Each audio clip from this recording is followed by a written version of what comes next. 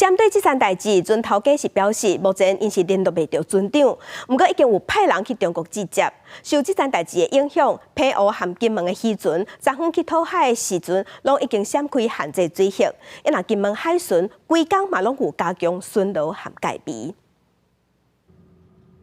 江属大金门船队的船啊，吹沙透早就停伫渔港休困整理，其他船头家渔船啊继续出入港作业。澎湖渔船大金门88号吹念伫掠小港的时阵，和中国海警船严定检，目前扣押伫中国福建围头港。台籍船长在内5个船员嘛去带走，海船长伫操心八百。当下伊甲伊拍照，伊都停止作业，忙起来啊，起来就往东行驶啊，他们一直跟啊，跟到最后就。 那个比较大艘的中国海警船就从前面包抄人员上船强行带走了。船头家讲也无法度和船长联络，已经找人去中国直接。代志就发生，官方民间拢即时动员。澎湖县长陈光福呼吁陆委会等单位协助救援。澎湖两岸交流协会嘛联络围头港的泉州代办等单位，确认相关的救援事项。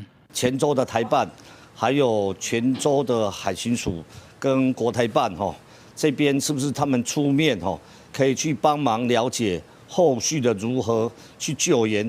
毕竟还是要生活嘛，但是就尽量避开那些就是比较有争议的海域啊。船主的兄哥讲，其他的船只同款的正常作业。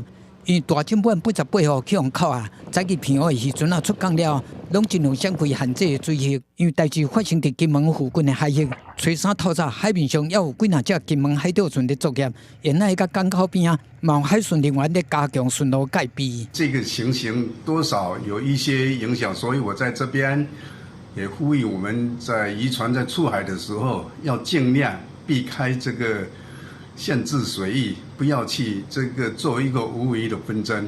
金门澎湖的渔船啊，拢来闪开限制水域，也毋过两岸的渔场小啊。根据海巡署统计，中国渔船伫去年有1034只过界，今年顶半年嘛有533只。渔业署长张志成强调讲，这个海域本来就是两岸的渔民长期供给的作业区，即马是中国的休渔期，希望大家面对现实来处理，和台湾渔船赶紧转来。记者综合报道。